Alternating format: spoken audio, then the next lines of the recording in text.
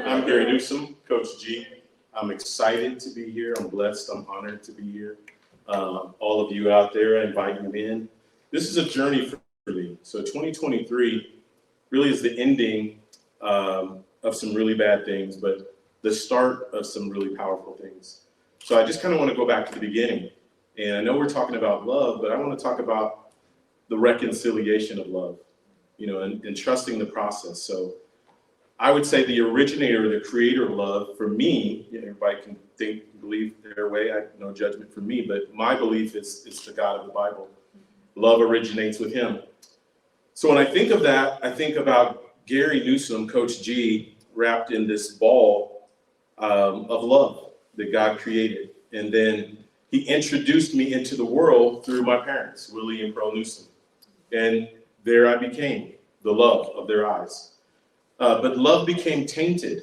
So that's what I want to talk about, the reconciliation of love, where love sometimes goes wrong and gets broken and gets distorted. So I just want to read this to you real quick.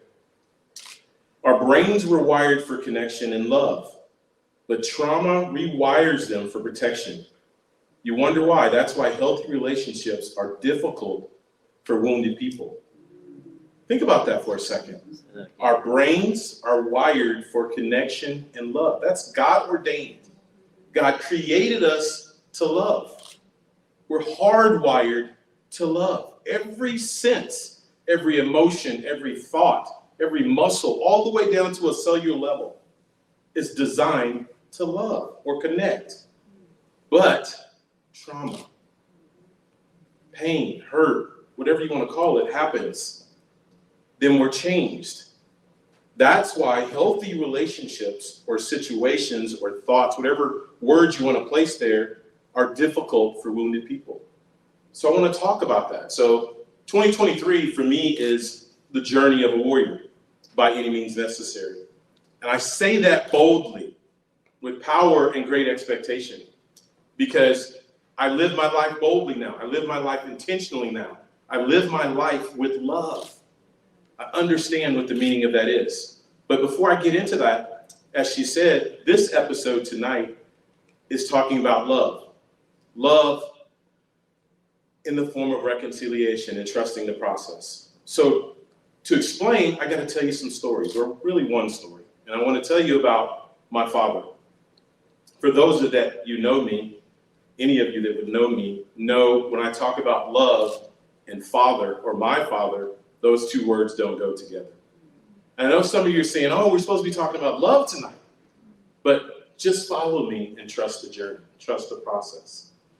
So here I am, a man who grew up in a home, a Christian-based home, where my father was an elder of the elders, my mother a missionary of the missionaries, well-respected and honored all around Kansas City. But we lived, I felt like a fake life. We were like the Huxtables, that you saw on TV. Because life at home wasn't the life that we were at church.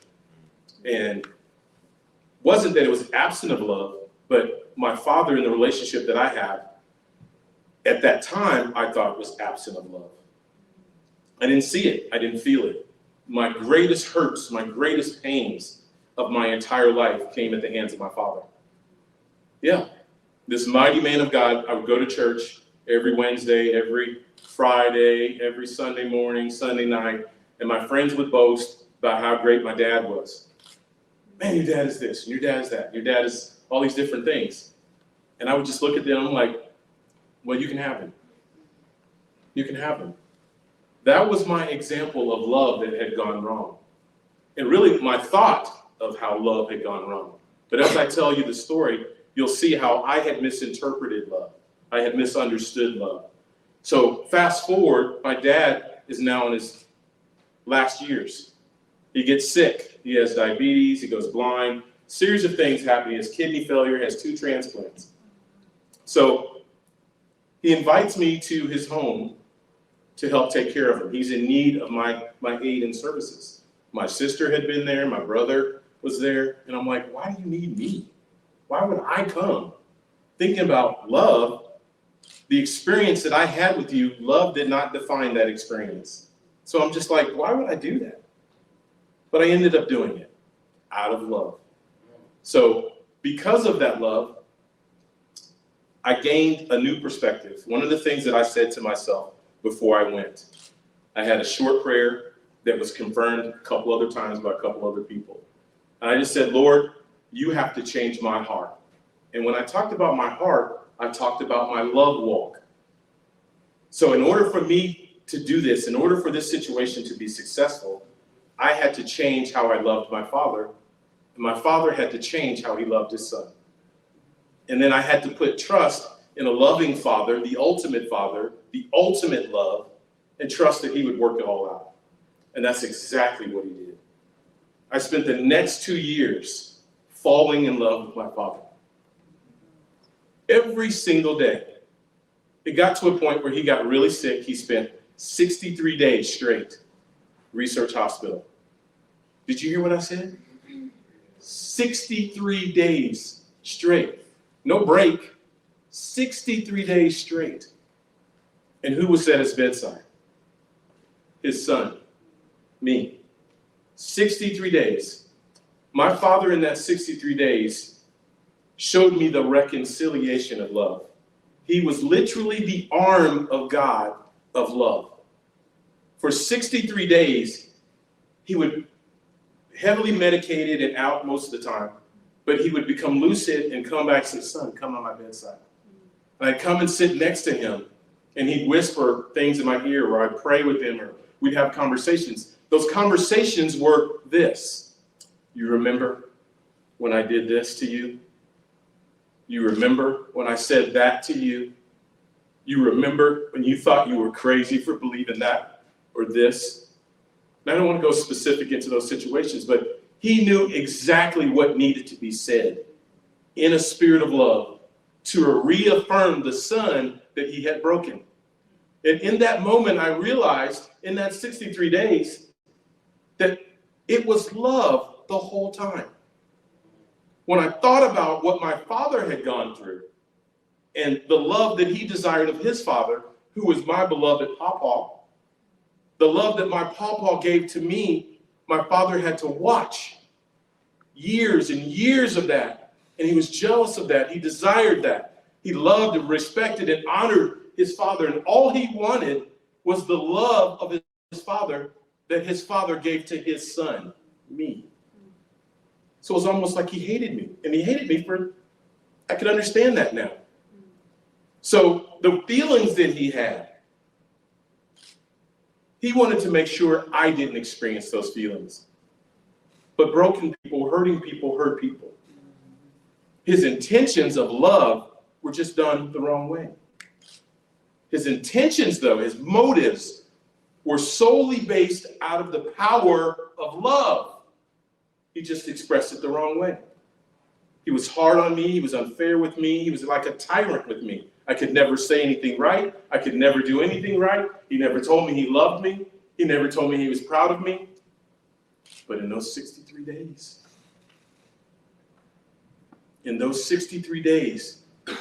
he took a broken young man and sat him at his feet at his bedside and rebuilt him day after day, after day, after day, after day, for 63 days.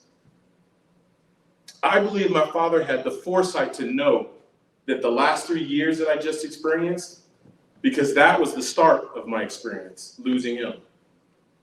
So I'd spent my entire life hating this man. And realizing in those 63 days, all this man did was love me. Just tried to show me love, and he just didn't know how, because he was a broken vessel. How many of us can relate to that?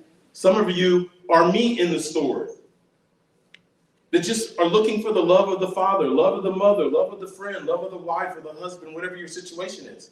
And then some of you are on the other end of that. You're trying to give the love. Maybe you're the parent trying to give the love to your children, and they're rebelling against you, and you don't understand why they're rebelling against you, because your motives are based out of love. But everything that you say and do to them is the opposite. That was my situation. That was going on back and forth between me and my father. But those 63 days, he rebuilt the broken man into the man that I am here today, standing here before you.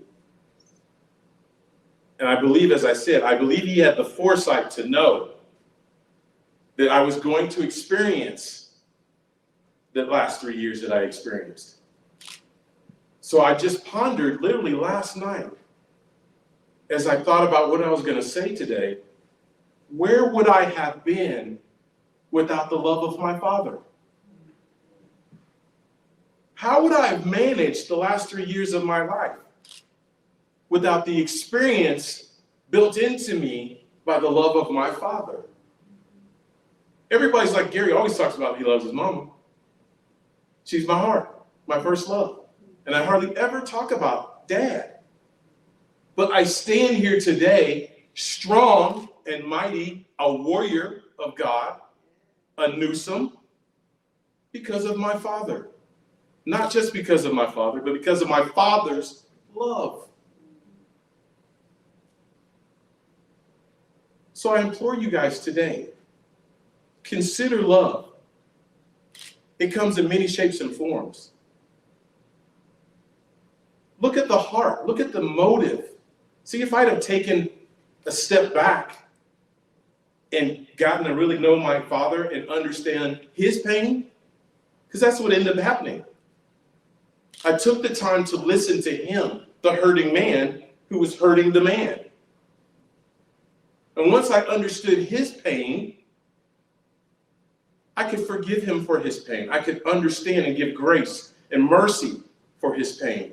I could give love for his pain. Agape love. Unconditional love. We don't ever talk about that type of love. At least not in this country. I had a visit to Brazil a few years back, and that country's full of love. The exercise that Pastor had us do, they do that every day. Everywhere they're going, people are hugging each other, loving on each other. It's a very dangerous and violent country, but it's full of love. Isn't that crazy thought? Guys walking around machine guns, drug cartels running all over the place, but that country's full of love. Agape love. So if I leave you with anything today, I want you to go on the journey with me of love. Pause for a moment in the microwave society that we live in and consider love in all its shapes, all its forms, all its fashions. It may not always come the way you want it to come, or even sometimes the way you need it to come, because it's coming from a broken vessel that's just like you. And if you really take the time to consider and connect to the person who's giving that love, and consider what their needs are, and maybe even simply have a conversation. I don't know how many sit-downs Dad and I had, and things that I thought or perceived that were wrong in that conversation that I learned. That's what I mean about love, the reconciliation of love. And I guess I got to end it with this, because there is no greater love in my viewpoint than what we just passed, Easter. That some say, yeah, that was painful, that was traumatic, that was devastating, what Jesus had to go through. So that was all based out of love. That the Father loved us so much that he sent his only begotten Son. And Brian, if you were the only one in this earth, he still would have come. Izzy, if you were the only one, he would have still came. Tokyo, he would have come. Any one of you, he would have come. But I realized he came for me. I made it personal. So in 2023, I'm going to explore love to its fullest. That word I talked about, agape. Unconditional, free, just love. What do you have to lose? I'm asking. Really, literally, have you really considered that? What do you have to lose by loving? But you have everything to gain. My challenge to you today is love. Love